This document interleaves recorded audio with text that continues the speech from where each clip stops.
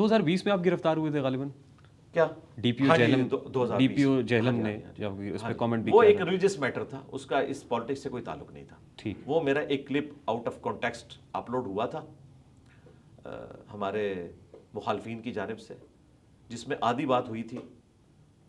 اس سے پلی لے کر انہوں نے FIR کاٹی کہ میں نے کسی کو قتل کی دھمکی دی ہے، اور وہ آدھے کلپ میں واقعی اس طرح کا امیج جاتا تھا. میں اس FIR کو اس اعتبار سے درست سمجھتا ہوں، آدھے کلپ کے اعتبار سے. تو وہ FIA میں گئی اور اڑ گئی، لیکن انہوں نے اس کی بنیاد پہ جو ایک مقدمہ کھڑا کرنا تھا وہ کر دیا. اللہ کا شکر ہے، اس کے بعد اسی کے بعد ویکیپیڈیا نے میرا پیج بنا دیا تھا، مجھے تو فائدہ ہی ہوا. دیکھیے لیکن حساس گفتگو پہ FIRs کا اندراج ہو جایا کرتا ہے.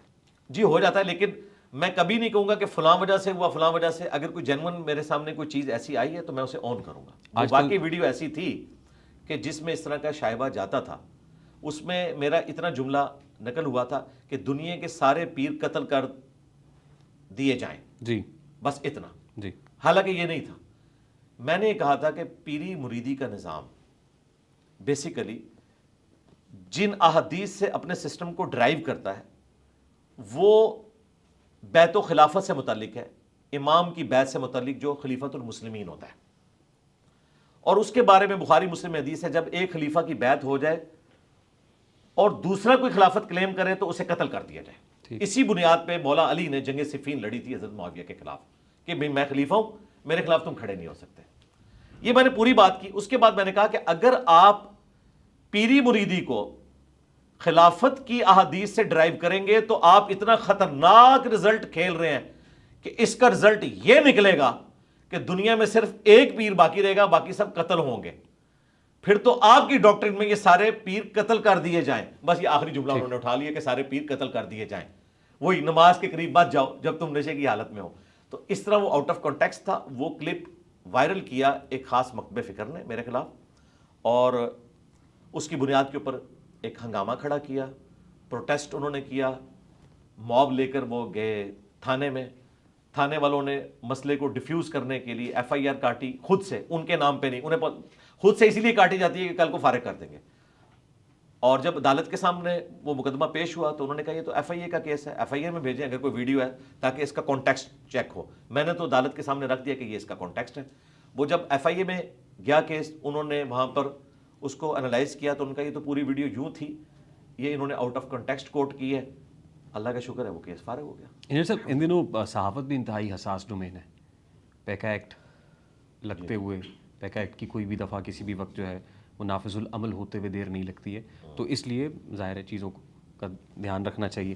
اور ہمارے اوپر تو بہت قدغنے ہیں اور حب سے بیجا میں محسوس کرتے ہیں. ہم یوں لگتا ہے جیسے گھٹن زدہ ماحول ہے. میں اس کا اظہار آپ کے ساتھ بیٹھ کے اس لیے کر رہا ہوں تاکہ کتھارسس ہو سکے. نپے تلے انداز میں یہی کہہ سکتا تھا. اس لیے بھی شاید ہم جو پولیٹیکل موضوع ہے اس پہ بہت زیادہ بات ابھی نہیں کر رہے، لیکن اس کو کسی وقت کے لیے رکھ لیتے ہیں. بس ختم ہو گیا. میں تو تیار ہوں. سیاست پہ گفتگو کریں ہم. نہیں چلیں آگے چلیں، لیکن فیکٹس اور فگرز کے ساتھ. خالی جنرل تو میں گفتگو آپ نے کہا نا کہ بعد میں کر لیں گے، ہم اس کو بعد پہ چھوڑ. ہاں میں کہہ رہا ہوں کہ لیکن ہمارے پاس فیکٹس کے ساتھ ہو نا. جنرل اگر آپ مجھ سے سیاست کے اوپر بات کریں گے میں ضرور کروں گا، لیکن اگر آپ یہ کہیں گے نا فلاں نے یہ کیا، فلاں کے ساتھ یہ ہو گیا، تو بھائی یہاں پر تو نہیں، ہم جنرل باجوہ سے لے کے جنرل فیض حمید سے لے کے جنرل عاصم منیر اور پھر دیگر کی بات بھی کریں گے. اس میں جو بالکل فیکٹس اور فگرز ہیں وہ ہمارے سامنے نہیں ہوتے ہیں. کئی ایک چیزیں جو زبان زدے عام ہوتی ہیں لیکن ہم ان کو ثابت نہیں کر سکتے. دیکھیں میں آپ کے ساتھ ضرور گفتگو کرتا. آپ کوئی سیاسی شخصیت ہوتی تو یا تو آپ سیاسی تجزیہ کار ہوتے یا آپ کوئی MNA ہوتے، سٹنگ MNA ہوتے یا اپوزیشن میں ہوتے تو مجھے بہت مزہ آتا، میں آپ سے یہ گفتگو کرتا. سیاست تو جی ہر مسلمان کو اس کو سمجھنا چاہیے اور کرنا چاہیے، یہ اسلام کا حصہ ہے.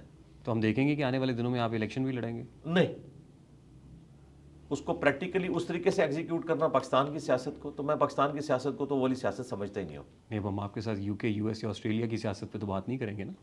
نہیں، وہ تو اچھی آپ کہہ لیں کہ ایوالوڈ ڈیموکریسیز ہیں، میں تو ان کی تعریف کرتا ہوں. اب ڈیولپنگ ڈیموکریسی کہہ لیں، اب ترقی پذیر ہمارا ٹی ناٹ تو ہمیشہ 99 پہ صاحب کاٹ جاتا ہے. یعنی ہماری پولیٹیکل جماعتوں نے جو ایک مشرف کے نکالے جانے سے لے کر 2013-14 تک جو گین کیا تھا نا کہ فوج بیک فٹ پہ چلی گئی تھی اور آزادی تھی اس وقت. آپ ذرا نجم سیٹھی صاحب کے شوز دیکھیں کس طرح وہ اسٹیبلشمنٹ کو للکار رہے ہوتے تھے. ہمارے بھائی منیف فاروق کے ساتھ بیٹھ کے آپ پرانے پروگرام لگائے, آپ کے کانوں سے دھواں نکلتا ہے کہ پاکستان یہ جگرا تھا پیپلز پارٹی کا, وہ سنتے تھے. آج آپ سوچ بھی نہیں سکتے. تو وہ سارا کا سارا معاملہ نہیں, ہم نے ہوتے ہوئے دیکھا ان دنوں ڈیلیوٹ ہو گیا. پھر 6 مہینے کے لیے ہمارا چینل بھی بند رہا. اچھا اچھا جی, چینل 24 نجم سیٹھی صاحب کی برکتوں سے 6 مہینے بند رہا تھا. نہیں, سیٹھی صاحب کو میں سمجھتا ہوں کہ وہ ٹاپ کے جرنلسٹ. میں نے دیکھا سیاست آپ کا بہت دلچسپی لیتے ہیں. میں آپ سیاسی سیٹھی موضوع صاحب کو ریگولرلی سنتا ہوں, میں شاہزیب خانزادہ کو سنتا ہوں, بڑے شوق سے سنتا ہوں. میں کاشف عباسی کو سنتا ہوں, بڑے شوق سے سنتا ہوں. جو غلط باتیں ہیں ان کو میں ڈینائی کرتا ہوں, اچھی بات ہے. میں سیاسی موضوع سے آگے بڑھنا ہاں چاہتا ہوں, چلے لیکن میں آپ اچھی بڑھنے بات نہیں دے رہے, میں اس لیے نہیں, میں ایسے تو آپ کے شوگر لگا رہا تھا کہ اگر آپ نے مستقبل میں بھی آنا ہے, یہ نہ ہو آپ اگلی اتوار پہنچ جائیں تو فیکٹس لے کے آنے ہیں ساتھ, فائلیں لے کے آنی ہے میری جو آپ کے پاس ہوں گی, اس کے بغیر تو میں بات ہی نہیں کروں گا. آپ کی فائلیں ہیں. نہیں, وہ لوگ کہتے ہیں نا میری فائلیں ہیں جو مجھے دکھائی جاتی ہیں, تو میرے میں تو ایسی کوئی فائلیں نہیں ہے. ہاں, مطلب آپ نے یا تو کوئی میری فائل ایک ہی ہے کہ یہ کسی کے کہنے میں نہیں ہے, یا آپ نے کسی پولیٹیکل پارٹی میں شمولیت اختیار کرنی ہو, ملک کی سیاست میں کوئی کردار ادا کرنے جا رہے ہوں, اللہ نہ. تو میں ضرور آپ سے بات میں صرف ان پولیٹیکل جماعتوں کے لیے دعا ہی کر سکتا ہوں کہ اللہ تعالیٰ انہیں اتفاق کے ساتھ رہنے کی توفیق دے, آمین. کو ایگزسٹ کریں. کوئی ارادہ نہیں آپ کا سیاست؟ نہیں, نیور, ناٹ ایٹ آل. اس کی وجہ ہے کہ میری لیگیسی جو ہے کتاب و سنت والی, یہ اتنا بڑا کام ہے کہ اس میں اس کو پولیوٹ نہیں کر سکتا اس طریقے سے. اچھا انجینئر صاحب, مجھے بتائیے کہ یہ روزے میں موسیقی سننے سے روزہ ٹوٹ جاتا ہے؟ روزہ ٹوٹے گا, ہمارے دوست اصل میں جاننا چاہ رہے ہیں. ہاں جی, کیونکہ رمضان ہے.